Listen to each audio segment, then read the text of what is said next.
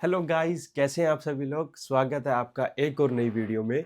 आज की वीडियो में हम बहुत सारे क्वेश्चन कवर करने वाले हैं। कोशिश करेंगे कि एक ही वीडियो में ये सारे क्वेश्चन कवर कर सकें और मैंने लिख के रखे हैं ताकि मैं भूल ना जाऊं। काफी लोग मुझे मैसेज करते हैं और पूछते हैं, जो लोग आने वाले हैं या आना चाहते हैं रशिया में वर्क वीजा के लिए या स्टूडेंट वीजा पे, तो उनके बहुत सारे क्वेश्चन रहते हैं और वो टेंशन में रहते हैं कि यार हमारा जाना ठीक भी रहेगा या नहीं रहेगा। तो स्टार्ट करते हैं, ठीक है, वीडियो को। पहला क्वेश्चन है कि क्या हम लैंग्वेज कोर्स पे आके काम कर सकते हैं या नहीं है। और भी क्वेश्चन है टॉकिंग अबाउट एजेंट्स और हाउ टू क्लियर इमिग्रेशन और हमको किस वीजा पे आना चाहिए और रशिया में आना हमारे लिए ठीक रहेगा या नहीं, या हम कोई यूरोप कंट्रियां देख। स्टार्ट करते हैं, ठीक है, लैंग्वेज कोर्स से। अभी रशिया में बहुत सारे इंडियंस लोग आ रहे हैं लैंग्वेज कोर्स पे। अभी तक जो मुझे मिले हैं हर किसी का बड़ा बैड एक्सपीरियंस रहता है। पर एक चीज ये भी कहना चाहूंगा, आप चाहे किसी भी कंट्री चल जाएं, चाहे आप स्टूडेंट वीजा पे कनाडा जा रहे हैं, ऑस्ट्रेलिया जा रहे हैं, कहीं पे भी जा रहे हैं, ऐसे नहीं है कि आप चले जाओगे और आपकी एक दिन में लाइफ बदल जाएगी।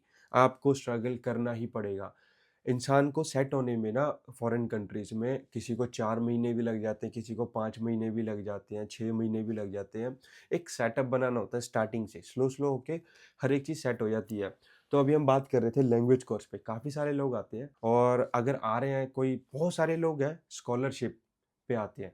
स्कॉलरशिप में क्या होता है कि यहाँ की गवर्नमेंट आपका पे करती है, ठीक है, टिकट्स वगैरह का, आपको हॉस्टल फ्री मिलता है, ठीक है, आपकी स्टडी फ्री होती है और आपको मंथली का 5 to 6 थाउजेंड रूपल्स आपको मिलता है। मतलब आपका बिल्कुल भी खर्चा नहीं है। और अगर आपका खुद का कोई पर्सनल खर्चा है, वो आप खुद अपना खर्चा कर सकते हो।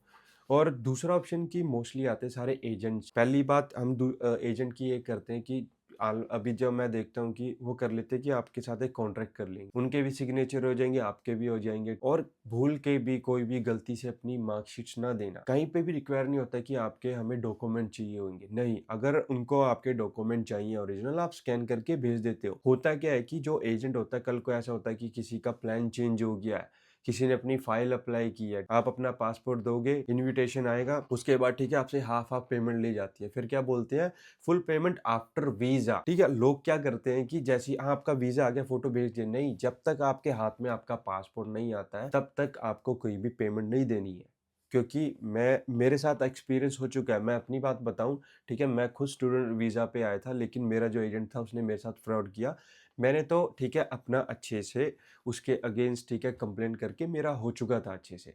लेकिन ऑलमोस्ट हर लोगों के साथ क्या होता है कि एक्शन नहीं ले पाते हैं। कोई बोलता है मेरी मार्कशीट है, ठीक है, ये हुआ। अगर आपकी मार्कशीट है तो आप, ठीक है, लीगली एक्शन ले। पहली बात तो आप दे ही ना। और जो आपका एजेंट है, आप उसके बारे में पता करें कि आपका एजेंट कैसा है, उसने जो ऑलरेडी इतने सारे लोग भेज चुका है उनका रिव्यू क्या है।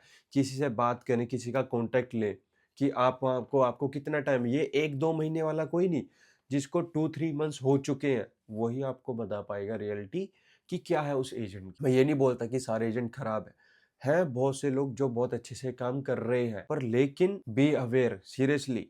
क्योंकि लोगों से इतना इतना पैसा लिया जाता है, 3 लाख 4 लाख। आप एक बारी, ठीक है, ऑनलाइन जाएं, गूगल पे चेक करें कि कितनी फीस होती है। कईयों की होती है पर ईयर की 1 लाख कुछ। बट जो आपसे एजेंट चार्ज कर रहा है, कितना चार्ज कर रहा है, उसको उतना चार्ज करना चाहिए भी या नहीं करना चाहिए। नहीं तो अपना, ठीक है, ट्राई करें, कोशिश करें स्कॉलरशिप का। अगर आपको आना ही है तो आए, आने में कोई मुश्किल नहीं है। दूसरी बात आती है इमिग्रेशन। बहुत से लोग बोलते हैं हम पर्ची लगा दें। पर्ची मीन्स कि हमारी सेटिंग है, आप टेंशन मत लेना। होता होगा 1%। कोई जो इमिग्रेशन वाला होगा, क्या वो 10-15 हजार का इतना भूखा होगा कि हाँ ये मेरे को 10-15 हजार रुपये देगा। अरे जो वहां पे है उसकी सैलरी सोचो कितनी होगी, वो एयरपोर्ट के अंदर है। बट आप इस उसमें ना आए। कईयों का क्या होता है कि इमिग्रेशन क्रॉस नहीं हो, वापस हो गए, फिर लोग बोलते हैं डिपोर्ट कर दिया। डिपोर्ट उसको नहीं बोलते। डिपोर्ट होता है कि आपके पासपोर्ट पे एक स्टैंप लगी, आपको डिपोर्ट कर दिया और आपको बैन लग जाएगा 3 इयर्स का या 5 इयर्स। तो ये चीज होती है। ये चीजें आप निकाल दें, क्योंकि एजेंट्स लोग, ठीक है, आपको थोड़ा घुमा के रखते हैं, ये चीज है वो चीज है। इन चीजों के चक्करों में ना पड़े। आपको एक खुद का कॉन्फिडेंस होना चाहिए। कई ओवर एज के भी आते हैं, मैंने देखा कोई 30+ आ रहा है, 35+ आ रहा है। आना है आपको एकदम ओवर कॉन्फिडेंस आओ कि हाँ मैं आ रहा हूँ लैंग्वेज कोर्स के लिए, इसके बाद मैं कहीं आईटी में जॉब करूंगा या इसलिए। और अगर आप जब आ भी जाते हैं, जब रशिया की इमिग्रेशन टफ है, वहां पे आपको कई बार 3 घंटे 4 घंटे भी। टफ क्यों है क्योंकि देखो रशिया वर्ल्ड की बिगेस्ट कंट्री है और यहाँ पे इतने सारे बॉर्डर्स पड़ते हैं, तो डंकी के बारे में तो आपको पता ही होगा, यहाँ पे इतनी सारी डंकी लगती है कि इसलिए इमिग्रेशन टफ है। अगर ओवर कॉन्फिडेंस हो आपको इंग्लिश आती है, कई बार क्या होता है जो ऑफिसर्स होते हैं कई इंग्लिश नहीं बोलते हैं, रशियन बोलते हैं, so you can use translate. आप बोल सकते हैं आप, ठीक है, अपनी फीस लेके आए, अपने सारे डॉक्यूमेंट्स लेके आए, ठीक है, कि मैं इसलिए आया हूँ। अगर कोई टूरिस्ट वीजा पे आ रहा है कोई भी इशू नहीं है, इतना लोग आते हैं और may be next visa free है फॉर इंडियंस। आपको पता है कि हमारी गवर्नमेंट एंड रशियन गवर्नमेंट के इतने अच्छे बॉन्ड्स हैं, बहुत ही ज्यादा अच्छे बॉन्ड्स हैं, तो नेक्स्ट फ्री वीजा है। लेकिन जो इमिग्रेशन है वो हमेशा टफ ही रहेगी। जहां तक मुझे पता है कि जो most of the tough immigration आती है उसमें मॉस्को भी एक है, मतलब रशिया आप कह सकते हैं वो एक है जहाँ पे बहुत ज़्यादा टफ होती है। कई लोग आ रहे 4-4 घंटे बाद, 5-5 घंटे, और लोग डर जाते हैं कि यार इन्होंने मेरा पासपोर्ट ले लिया है। कईयों के सरनेम नहीं होते। एक इशू क्या होता है सबसे बड़ा, किसी का सरनेम नहीं है, ओनली नेम है, तो उनको होता है अगर आप किसी भी कंट्री में आप बाहर जाएं तो सरनेम हमेशा मेंशन होता है कि आपका होना चाहिए। मेरे पासपोर्ट पे भी सरनेम नहीं है, तो मेरे लिए भी था। जब मैं फर्स्ट टाइम आया था, मैं अराउंड 3 to 4 आवर, ठीक है, इमिग्रेशन पे रुका रहा, और फिर उसके बाद मेरी इमिग्रेशन क्लियर हो गया आराम से। आपको एक नॉलेज होनी चाहिए, एक ओवर कॉन्फिडेंस होना चाहिए। अगर आप इंग्लिश बोल पाते हो अच्छे से, ठीक है, थोड़ी बहुत भी, ओवर कॉन्फिडेंस रहो आप बस।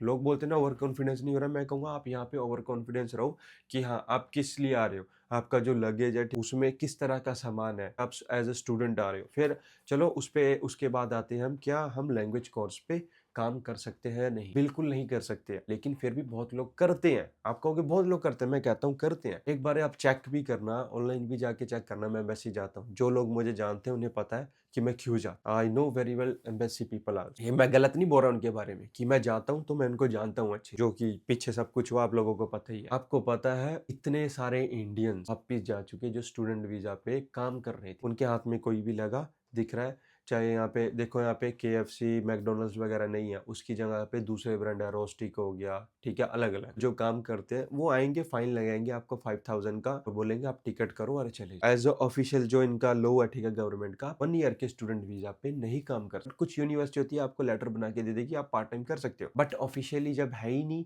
तो आप कैसे कर सकते? अगर काम करना है तो एक होता नहीं यार, छाती ठोक के काम करो, जाना है तो पुलिस के सामने ऐसे जाओ, बिल्कुल डर डर के क्या जाना, तुम डर के जा रहे हो, डर के आ रहे हो, वो चीज़ नहीं है।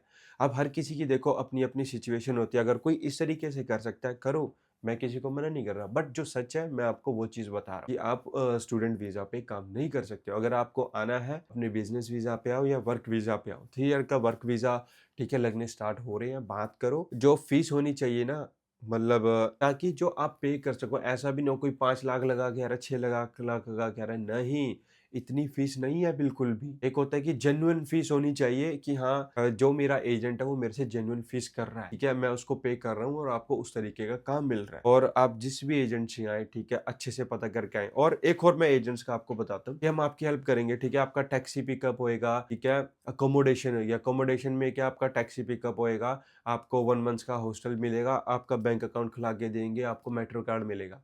अगर आप बाहर आ रहे हैं, ठीक है, ऊपर वाले ने आपको हाथ पैर दिए, दिमाग दिया है, you can do by your self, आप अपने आप कर सकते हो, कोई इतना इश्यू नहीं है। गूगल ट्रांसलेट करके किसी को भी बोलोगे आपकी कोई भी हेल्प कर देगा। बैंक में जाओगे, बैंक में आपको वहाँ पे रजिस्ट्रेशन देनी है, रजिस्ट्रेशन जहाँ पे आप रह रहे हो आपको रजिस्ट्रेशन मिलेगी, और अपना पासपोर्ट दोगे, आपका वीजा लगेगा, आपका बैंक अकाउंट खुल जाएगा। It's a very easy process, इसमें कोई भी बड़ी बात नहीं है, आप अपने आप खुद ब खुद कर सकते हो।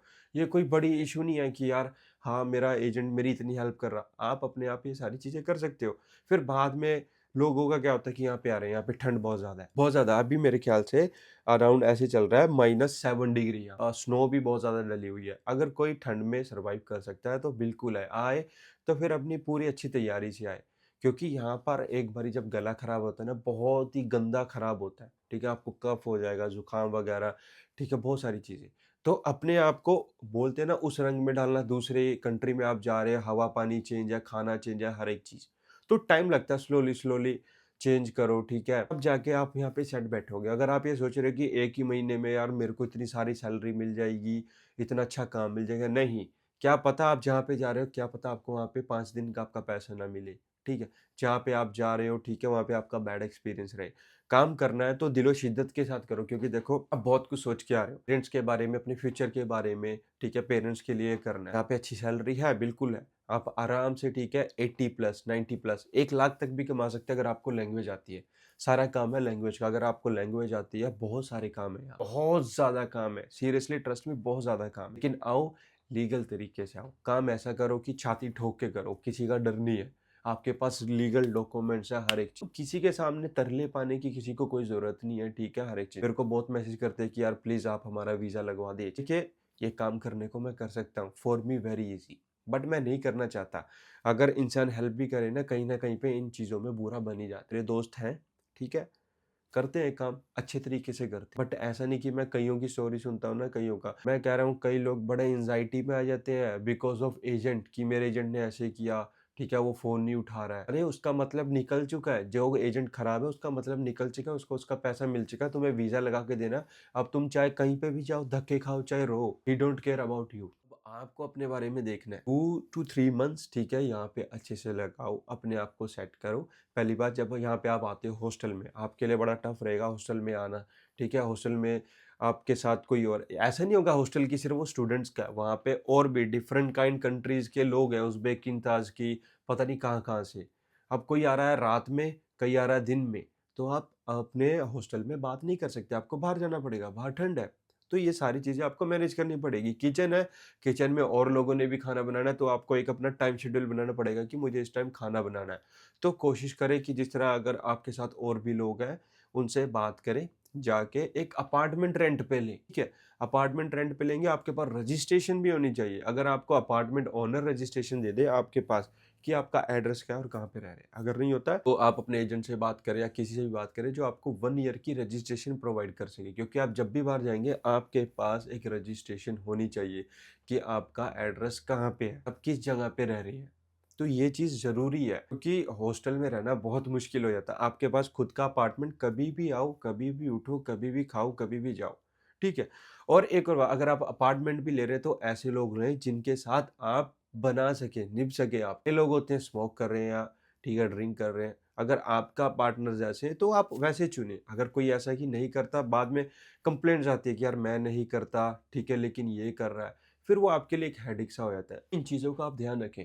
देखिए, मैंने सारे के सारे क्वेश्चन कवर किए हैं, आई होप ये जो सारे क्वेश्चन मैंने कवर किए हैं आपकी हेल्प करेंगे।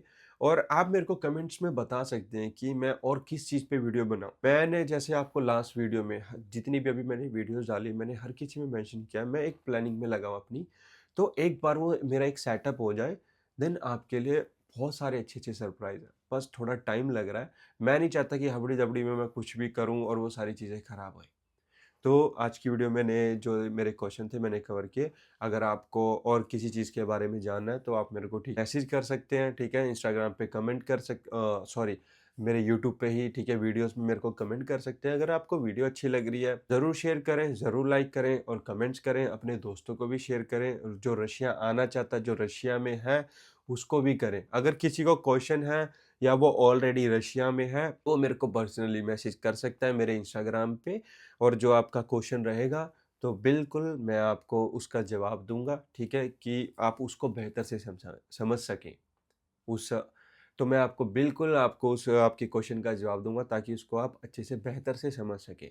तो आई होप आपको ये वीडियो अच्छी लगेगी। मिलते हैं जल्दी एक और नई वीडियो से, तो सी यू गाइस।